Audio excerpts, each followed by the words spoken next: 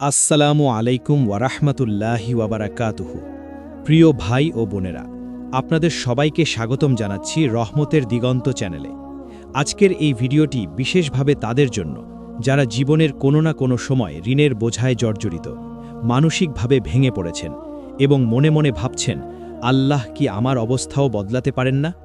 প্রিয় দর্শক, মনে রাখবেন, আল্লাহ তাআলা কোরআনে ঘোষণা করেছেন, ওয়ামাই ইয়াত্তাকিল্লাহা ইয়াজআল লাহু মাখরাজাও ওয়া ইয়ারযুকহু মিন হাইথু লা ইয়াহতাসিব। অর্থাৎ, যে ব্যক্তি আল্লাহকে ভয় করে, আল্লাহ তার জন্য উত্তরণের পথ করে দেন এবং তাকে এমন জায়গা থেকে রিজিক দেন যা সে কল্পনাও করতে পারে না। শাবান মাস এমন একটি বরকতময় মাস যা রমজানের প্রস্তুতির মাস, রহমত ও ক্ষমার দরজা খোলা থাকার মাস এবং বান্দার আমল আল্লাহর দরবারে তুলে ধরা হয় এই মাসেই। হাদিসে এসেছে, যালিকা শাহরুন ইউগফালুন নাসু আনহু বাইনা রাজাবিন ওয়া রমাদান। অর্থাৎ, এটি এমন একটি মাস যা মানুষ রজব ও রমজানের মাঝখানে অবহেলা করে, অথচ এই মাসেই আমল আল্লাহর কাছে পেশ করা হয়। প্রিয় দর্শক, আজকের এই ভিডিওতে আমরা আলোচনা করব শাবান মাসে এমন 3টি শক্তিশালী আমল নিয়ে, যেগুলো একজন ঋণগ্রস্ত মানুষকেও আল্লাহর ইচ্ছায় ধনী করতে পারে ইনশাআল্লাহ। এগুলো কোনো জাদু নয়, কোনো অবাস্তব কথা নয়, বরং কোরআন ও সহি হাদিসের আলোকে প্রমাণিত আমল। এই ভিডিওটি শুরু থেকে শেষ পর্যন্ত মনোযোগ দিয়ে দেখুন, কারণ প্রতিটি অংশ আপনার জীবনের মোড় ঘুরিয়ে দিতে পারে। ভিডিওটি ভালো লাগলে অবশ্যই রহমতের দিগন্ত অনলাইন চ্যানেলটি সাবস্ক্রাইব করুন, পাশে থাকা বেল আইকনে ক্লিক করুন, যেন এমন গুরুত্বপূর্ণ ইসলামিক আলোচনা সবার আগে আপনার কাছে পৌঁছে যায়। চলুন আর দেরি না করে শুরু করি আজকের মূল আলোচনা, শাবান মাসে সেই 3টি আমল নিয়ে যা আল্লাহর রহমতে আপনার ঋণ দূর করে আপনাকে সচ্ছলতার পথে নিয়ে যেতে পারে। নাম্বার 1, ইস্তিগফার ও তওবার আমল, ঋণ মুক্তি ও ধন সম্পদের প্রথম দরজা।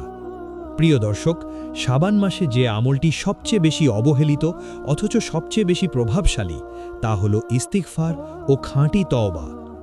ইস্তিগফার মানে শুধু মুখে আস্তাগফিরুল্লাহ বলা নয়, বরং অন্তর দিয়ে নিজের গুনাহ স্বীকার করা, লজ্জিত হওয়া এবং আল্লাহর কাছে ফিরে আসা। আল্লাহ তাআলা কোরআনে ইরশাদ করেছেন, ফাকুলতুস্তাগফিরু রাব্বাকুম ইন্নাহু কানা গাফফারা ইউরসিলিস সামাআ আলাইকুম মিদরারা ওয়া ইউমদিদকুম বিআমওয়ালিম ওয়া বানিন।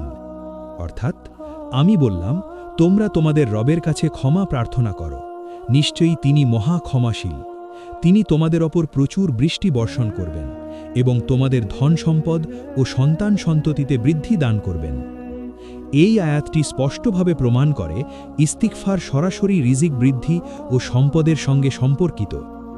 প্রিয় ভাই, আপনি হয়তো ঋণে জর্জরিত, ব্যবসায় বরকত নেই, উপার্জন আসে কিন্তু টেকে না। এর মূল কারণ অনেক সময় আমাদের অজানা গুনাহ রিজিক আটকে দেয়, বরকত কেড়ে নেয়, শান্তি নষ্ট করে দেয়। আর শাবান মাস হল সেই বিশেষ সময় যখন আল্লাহ তাআলা বান্দার আমল পর্যালোচনা করেন। এই মাসে আপনি যদি নিয়মিত ইস্তিগফার শুরু করেন, আল্লাহ আপনার জন্য এমন রাস্তা খুলে দেবেন যা আপনি কল্পনাও করেননি। নবীজি সাল্লাল্লাহু আলাইহি ওয়াসাল্লাম বলেছেন, মান লাজিমাল ইস্তিগফার জাআলাল্লাহু লাহু মিন কুল্লি হাম্মিন ফারাজা ওয়া মিন কুল্লি দীকিন মাখরাজা ওয়া রাযাকাহু মিন হাইথু লা ইয়াহতাসিব। অর্থাৎ, যে ব্যক্তি নিয়মিত ইস্তিগফার করে, আল্লাহ তার প্রতিটি দুঃখের মুক্তি দেন, প্রতিটি সংকট থেকে বের হওয়ার পথ করে দেন এবং তাকে এমন জায়গা থেকে রিজিক দেন যা সে ধারণাও করতে পারে না। এই হাদিসটি বিশেষ করে ঋণগ্রস্ত মানুষের জন্য সুসংবাদ, কারণ ঋণ শুধু অর্থনৈতিক সমস্যা নয়, এটি মানসিক অশান্তি, সামাজিক চাপ এবং আত্মসম্মান ভাঙার কারণ হয়ে দাঁড়ায়। কিন্তু ইস্তিগফার সেই বন্ধ দরজাগুলো খুলে দেয়। শাবান মাসে প্রতিদিন ফজরের নামাজের পর অন্তত 100 বার আস্তাগফিরুল্লাহাল আযীম ওয়া আতুবু ইলাইহ, অর্থাৎ আমি মহান আল্লাহর কাছে ক্ষমা চাই এবং তার দিকেই ফিরে যাই, এই দোয়াটি পড়ুন। এটি শুধু একটি বাক্য নয়, এটি আপনার জীবনের মোড় ঘুরিয়ে দেওয়ার চাবিকাঠি। ইস্তিগফারের সঙ্গে সঙ্গে তওবাও জরুরি। তওবা মানে গুনাহ ছেড়ে দেওয়ার দৃঢ় সিদ্ধান্ত নেওয়া। অনেক মানুষ ইস্তিগফার করে কিন্তু গুনাহ ছাড়ে না, ফলে ফল পায় না। শাবান মাসে আল্লাহর কাছে অঙ্গীকার করুন, হালাল রিজিকের বাইরে যাবেন না, কারো হক নষ্ট করবেন না, সুদের লেনদেন থেকে দূরে থাকবেন। কারণ সুদ সম্পর্কে আল্লাহ বলেছেন, ইয়ামহাকুল্লাহুর রিবা ওয়া ইউরবিস সাদাকাত। অর্থাৎ আল্লাহ সুদকে ধ্বংস করেন এবং সদাকাকে বৃদ্ধি করেন। যে ব্যক্তি সুদ ছাড়ে এবং ইস্তিগফারে অভ্যস্ত হয়, আল্লাহ তার অল্প আয়েও এমন বরকত দেন যে ঋণ ধীরে ধীরে শেষ হয়ে যায়। অনেক আলেম বলেন, ইস্তিগফার হলো আত্মার জাকাত। যেমন জাকাত দিলে সম্পদ পবিত্র হয়, তেমনি ইস্তিগফার করলে জীবন পবিত্র হয়। আপনি যদি শাবান মাসে প্রতিদিন অন্তত 1000 বার ইস্তিগফার করতে পারেন, ইনশাআল্লাহ আপনি নিজের জীবনে পরিবর্তন অনুভব করবেন। হঠাৎ করে অচেনা জায়গা থেকে কাজের সুযোগ আসবে, বন্ধ হয়ে যাওয়া পথ খুলে যাবে, দেনাদারদের মন নরম হয়ে যাবে। কারণ আল্লাহ যখন সন্তুষ্ট হন, তখন মানুষের হৃদয়ও নরম করে দেন। ইস্তিগফার শুধু মুখের নয়, চোখের, কানের, অন্তরের ইস্তিগফারও করুন। চোখের গুনাহ থেকে বাঁচুন, জিহবার গুনাহ থেকে বাঁচুন।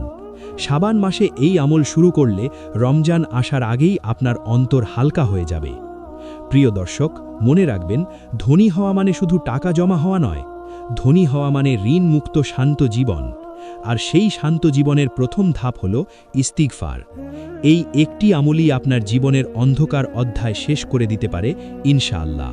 নাম্বার 2, নিয়মিত সালাত ও তাহাজ্জুদের দোয়া আল্লাহর দরবারে ঋণ মুক্তির সবচেয়ে শক্তিশালী আবেদন। প্রিয় দর্শক, শাবান মাসে দ্বিতীয় যে আমলটি একজন ঋণগ্রস্ত মানুষকে ধীরে ধীরে ধনীর পথে নিয়ে যেতে পারে, তা হল ফরজ সালাতের প্রতি পরিপূর্ণ যত্ন এবং বিশেষভাবে তাহাজ্জুদের নামাজ ও দোয়া। অনেক মানুষ দোয়া করে, কিন্তু দোয়ার আগে যে শর্তগুলো পূরণ করা দরকার সেগুলোর দিকে খেয়াল করে না। আল্লাহ তাআলা কোরআনে বলেছেন, ওয়াস্তাঈনু বিস-সবরি ওয়াস-সলাহ, অর্থাৎ তোমরা ধৈর্য ও সালাতের মাধ্যমে সাহায্য কামনা করো। এখানে আল্লাহ নিজেই সমস্যার সমাধানের রাস্তা বলে দিয়েছেন, সালাত। ঋণ এমন একটি সমস্যা যা শুধু মানুষের কাছে কান্না করলে সমাধান হয় না, বরং আল্লাহর দরবারে সিজদায় পড়ে কাঁদলে সমাধান হয়। প্রিয় ভাই, আপনি যদি 5 ওয়াক্ত ফরজ নামাজ ঠিকভাবে আদায় না করেন, তাহলে হাজার দোয়াও সেইভাবে কাজ করবে না। কারণ সালাত হলো বান্দা ও আল্লাহর মাঝে সরাসরি সংযোগ। এই সংযোগ দুর্বল হলে রিজিকের দরজাও সংকীর্ণ হয়ে যায়। শাবান মাসে দৃঢ় নিয়ত করুন, কোনো নামাজ কাজা করবেন না। আজান শুনে সাথে সাথে নামাজে দাঁড়াবেন। নবীজি সাল্লাল্লাহু আলাইহি ওয়াসাল্লাম বলেছেন, আকরাবু মা ইয়াকুনুল আবদু মিন রব্বিহি ওয়া হুয়া সাজিদুন, অর্থাৎ বান্দা তার রবের সবচেয়ে নিকটবর্তী হয় যখন সে সিজদায় থাকে। এই সিজদায় গিয়ে আপনি যদি নিজের ঋণের কথা আল্লাহকে বলেন, আল্লাহ কি শুনবেন না? তিনি তো আল গনি, সব কিছুর মালিক। শাবান মাসে বিশেষভাবে তাহাজ্জুদের নামাজের প্রতি গুরুত্ব দিন। তাহাজ্জুদ হলো এমন এক নামাজ যা পড়ে নবী ও আল্লাহর প্রিয় বান্দারা নিজেদের দুঃখ কষ্ট আল্লাহর কাছে পেশ করতেন। রাতের শেষ তৃতীয়াংশে আল্লাহ তাআলা দুনিয়ার আসমানে নেমে আসেন এবং বলেন, হাল মিন সাইলিন ফাউতিয়াহু, অর্থাৎ কেউ কি আছে যে আমার কাছে চাইবে, আমি তাকে দান করব? এই ডাক কি আপনার জন্যে নয়? যখন সারা পৃথিবী ঘুমিয়ে থাকে, তখন আপনি যদি 2 রাকাত তাহাজ্জুদ পড়ে চোখের পানি ফেলে বলেন, হে আল্লাহ, আমি ঋণে ডুবে আছি, তুমি ছাড়া আমার কেউ নেই, তখন সেই দোয়া ফিরিয়ে দেওয়া হয় না। তাহাজ্জুদের পর একটি বিশেষ দোয়া পড়ুন, যা নবীজি সাল্লাল্লাহু আলাইহি ওয়াসাল্লাম ঋণ মুক্তির জন্য শিখিয়েছেন। আল্লাহুম্মা ইন্নী আউযু বিকা মিনাল হাম্মি ওয়াল হাযানি ওয়া আউযু বিকা মিনাল আজজি ওয়াল কাসালি ওয়া আউযু বিকা মিনাল জুবনি ওয়াল বুখলি ওয়া আউযু বিকা মিন গালাবাতিদ দাইনি ওয়া কাহরির রিজালি, অর্থাৎ, হে আল্লাহ, আমি আপনার কাছে আশ্রয় চাই দুশ্চিন্তা ও দুঃখ থেকে, অক্ষমতা ও অলসতা থেকে, ভীরুতা ও কৃপণতা থেকে এবং ঋণের বোঝা ও মানুষের দাসত্ব থেকে। এই দোয়াটি নিয়মিত পড়লে ঋণের চাপ হালকা হতে শুরু করে, কারণ এটি সরাসরি ঋণের বিরুদ্ধে দোয়া। শাবান মাসে আরেকটি গুরুত্বপূর্ণ বিষয় হল খুশু ও খুজু সহকারে নামাজ পড়া। তাড়াহুড়ো করে নামাজ পড়লে নামাজের আক্তা নষ্ট হয়ে যায়। নামাজে দাঁড়িয়ে ভাবুন, আমি আল্লাহর সামনে দাঁড়িয়ে আছি, যিনি আমার সব ঋণ এক মুহূর্তে শূন্য করে দিতে পারেন। এই অনুভূতি আপনার অন্তরে বিশ্বাসের শক্তি বাড়িয়ে দেবে। অনেক মানুষ বলে, আমি নামাজ পড়ি কিন্তু অবস্থার পরিবর্তন হয় না। প্রিয় দর্শক, পরিবর্তন হয় না কারণ আমরা নামাজ পড়ি অভ্যাস হিসেবে, আবেদন হিসেবে নয়। যেদিন নামাজ আপনার কান্না হয়ে যাবে, সেদিন আল্লাহর রহমত নেমে আসবে। শাবান মাসে আপনি যদি ফরজ নামাজ ঠিক করেন এবং তাহাজ্জুদে অভ্যস্ত হন, ইনশাআল্লাহ আল্লাহ আপনার জন্য এমন পথ খুলে দেবেন যেখানে ঋণ থাকবে না, থাকবে শুধু প্রশান্তি ও বরকত। কারণ যে ব্যক্তি আল্লাহর সামনে মাথা নত করে, আল্লাহ তাকে দুনিয়ার সামনে মাথা উঁচু করে দাঁড়ানোর তৌফিক দেন। নাম্বার ৩, সদকা ও মানুষের উপকার, অভাবের মাঝেই বরকত নেমে আসার আল্লাহর বিশেষ নীতি। প্রিয় দর্শক, শাবান মাসে তৃতীয় যে আমলটি ঋণগ্রস্ত মানুষকে ধনী করে তুলতে পারে তা শুনে অনেকেই অবাক হন, আর তা হলো সদকা করা এবং মানুষের উপকারে আসা। অনেকে মনে করেন, আমার তো নিজেরই অভাব, আমি আবার কিভাবে দান করব। কিন্তু ইসলাম আমাদের শেখায়, দান করা হয় অভাবের মাঝেই, কারণ দানের প্রতিদান আসে আল্লাহর পক্ষ থেকে, মানুষের পক্ষ থেকে নয়। আল্লাহ তাআলা কুরআনে ইরশাদ করেছেন, মান যাল্লাযী ইউকরিদুল্লাহা কারদান হাসানান ফায়ুদাইফাহু লাহু, অর্থাৎ কে আছে যে আল্লাহকে উত্তম ঋণ দেবে, আল্লাহ তার জন্য তা বহুগুণে বৃদ্ধি করে দেবেন। লক্ষ্য করুন, এখানে আল্লাহ সদকাকে নিজের কাছে ঋণ হিসাবে উল্লেখ করেছেন। আর আল্লাহ কি কখনো ঋণ শোধ না করে থাকতে পারেন? কখনোই না। শাবান মাসে সদকা করার গুরুত্ব আরও বেশি, কারণ এটি রমজানের আগমনী প্রস্তুতির মাস। এই মাসে আপনি যদি নিয়মিত সদকা করতে পারেন, আল্লাহ আপনার জন্য রিজিকের এমন দরজা খুলে দেবেন যা আপনি কল্পনাও করেননি। নবীজি সাল্লাল্লাহু আলাইহি ওয়াসাল্লাম বলেছেন, মা নাকাসাত সদাকাতুম মিম মাল, অর্থাৎ সদকা কখনো সম্পদ কমায় না, বরং সদকা সম্পদকে শুদ্ধ করে, বরকত বাড়ায় এবং অদৃশ্য বিপদ দূর করে। ঋণ অনেক সময় কোনো অদৃশ্য বিপদের ফল, আর সদকা সেই বিপদের ঢাল হিসাবে কাজ করে। প্রিয় ভাই, সদকা মানে শুধু টাকা দেওয়া নয়, সদকা মানে হাসি মুখে কথা বলা, কাউকে সাহায্যের রাস্তা দেখিয়ে দেওয়া, কারোর কষ্টের কথা মনোযোগ দিয়ে শোনা। হাদিসে এসেছে, কুল্লু মা'রুফিন সদাকা, অর্থাৎ প্রতিটি ভালো কাজই সদকা। আপনার কাছে যদি বেশি টাকা না থাকে, তাহলে সামান্য পরিমাণ দিয়ে শুরু করুন। প্রতিদিন মাত্র 10 বা 20 টাকা হলেও নিয়ত করুন, হে আল্লাহ, এই সামান্য দান তোমার রাস্তায় দিলাম, তুমি আমার ঋণ মুক্তির রাস্তা খুলে দাও। এই নিয়তই দানের আত্মা। শাবান মাসে বিশেষভাবে আত্মীয় স্বজনের দিকে খেয়াল রাখুন, কারণ আত্মীয়কে দান করলে দ্বিগুণ সওয়াব, সদকার সওয়াব এবং আত্মীয়তার বন্ধন রক্ষার সওয়াব। নবীজি সাল্লাল্লাহু আলাইহি ওয়াসাল্লাম বলেছেন, আস-সাদাকাতু আলাল মিসকিনি সাদাকা ওয়া আলা যির রাহিমি ইসনাতানি সাদাকাতুন ওয়াসিলাহ, অর্থাৎ মিসকিনকে দান করলে একটি সদকা, আর আত্মীয়কে দান করলে 2টি সওয়াব, সদকা ও আত্মীয়তার সম্পর্ক রক্ষা। শাবান মাসে আপনি যদি নিয়মিত সদকা করেন, দেখবেন আপনার অন্তর থেকে কৃপণতা চলে যাচ্ছে, আর কৃপণতা চলে গেলে রিজিকের বরকত আসে, কারণ আল্লাহ কৃপণ হৃদয়ে বরকত দেন না। আপনি হয়তো লক্ষ্য করবেন, আয় একই আছে কিন্তু খরচ কমে যাচ্ছে, অপ্রয়োজনীয় ব্যয় বন্ধ হয়ে যাচ্ছে। এটাই সদকার গোপন বরকত। আরেকটি গুরুত্বপূর্ণ বিষয় হলো মানুষের উপকার করা। যে ব্যক্তি মানুষের কষ্ট লাঘব করে, আল্লাহ তার কষ্ট লাঘব করেন।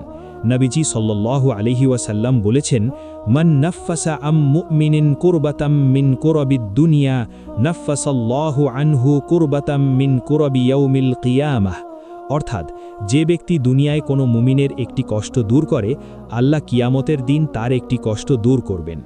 শাবান মাসে এই নিয়ত নিয়ে চলুন, আমি যতটা পারি মানুষের উপকার করব। এই নিয়তই আপনার জীবনে আল্লাহর সাহায্য টেনে আনবে। অনেক সময় ঋণ শেষ হয় একবারে নয়, ধীরে ধীরে, কিন্তু যখন আল্লাহ বরকত দেন, তখন অল্প অল্প করেই বড় ঋণ শেষ হয়ে যায়। সদকা ও মানুষের উপকার সেই বরকতের চাবিকাঠি। প্রিয় দর্শক, মনে রাখবেন, যে ব্যক্তি আল্লাহর সৃষ্টির জন্য নিজের হাত খুলে দেয়, আল্লাহ তার জন্য আসমানের দরজা খুলে দেন। শাবান মাসে এই তৃতীয় আমলটি যদি আপনি আন্তরিকভাবে শুরু করেন, ইনশাআল্লাহ আপনি শুধু ঋণমুক্তই হবেন না, বরং একজন প্রশান্ত ও তৃপ্ত মানুষে পরিণত হবেন। প্রিয় ভাই ও বোনেরা, আজকের এই গুরুত্বপূর্ণ আলোচনা যদি আপনি মনোযোগ দিয়ে শুনে থাকেন, তাহলে নিশ্চয়ই বুঝতে পেরেছেন, শাবান মাস শুধু একটি সাধারণ মাস নয়, এটি আল্লাহর পক্ষ থেকে দেওয়া এক অপূর্ব সুযোগ। এই মাসে ইস্তিগফার ও খাঁটি তাওবা, ফরজ সালাত ও তাহাজ্জুদের কান্না ভরা দোয়া, আর সদকা ও মানুষের উপকার, এই 3টি আমল যদি আপনি আন্তরিকভাবে শুরু করেন, তাহলে আল্লাহর রহমত আপনার জীবনে নেমে আসবেই ইনশাআল্লাহ। মনে রাখবেন, ঋণ কোনো লজ্জার বিষয় নয়, কিন্তু ঋণ থেকে মুক্তি পাওয়ার চেষ্টা না করা অবশ্যই আফসোসের বিষয়। আল্লাহ তাআলা কখনো চান না তার বান্দা দুশ্চিন্তায় ডুবে থাকুক। তিনি তো নিজেই বলেছেন, ইন্না মাআল উসরি ইউসরান, অর্থাৎ নিশ্চয়ই কষ্টের সাথেই স্বস্তি রয়েছে। আপনার বর্তমান কষ্টই আপনার ভবিষ্যতের সচ্ছলতার দরজা খুলে দিতে পারে যদি আপনি আল্লাহর দিকে ফিরে আসেন। এই 3টি আমল আজ থেকেই শুরু করুন, আগামীকাল নয়। কারণ আল্লাহর রহমত কাল পর্যন্ত অপেক্ষা করে না, যখন বান্দা এখনই ফিরে আসে। হয়তো আপনার ঋণ এক রাতেই শেষ হবে না, কিন্তু আপনার অন্তরের ভার আজই হালকা হয়ে যাবে। আর যখন অন্তর হালকা হয়, তখন আল্লাহর সাহায্য খুব দ্রুত আসে। প্রিয় দর্শক, শাবান মাস আমাদের শেখায় রমজানের আগে নিজেদের সংশোধন করতে, গুনাহ থেকে ফিরে আসতে এবং আল্লাহর সঙ্গে সম্পর্ক দৃঢ় করতে। এই সম্পর্ক দৃঢ় হলে দুনিয়ার কোনো সমস্যা আর বড় মনে হয় না। আজকের এই ভিডিওটি যদি আপনার অন্তরে সামান্য হলেও আশা জাগিয়ে তোলে, তাহলে বুঝবেন এই আলোচনা সফল হয়েছে। এখন একটি ছোট্ট অনুরোধ, এই ধরনের ঈমান জাগ্রতকারী, জীবন বদলে দেওয়া ইসলামিক আলোচনা পেতে রহমতের দিগন্ত অনলাইন চ্যানেলটি এখনই সাবস্ক্রাইব করুন। ভিডিওটি ভালো লাগলে একটি লাইক দিন, আপনার প্রিয় মানুষদের সাথে শেয়ার করুন, যেন তারাও এই বরকতময় আমলগুলোর কথা জানতে পারে। সবচেয়ে গুরুত্বপূর্ণ কথা, এই ভিডিওটি শুধু শোনা পর্যন্ত সীমাবদ্ধ রাখবেন না, জীবনে বাস্তবায়ন করুন। কারণ আমলই মানুষকে বদলায়, কথা নয়। আল্লাহ তাআলা আমাদের সবাইকে শাবান মাসের বরকত কাজে লাগিয়ে ঋণ মুক্ত, প্রশান্ত ও হালাল রিজিকে ভরপুর জীবন দান করুন। আমিন।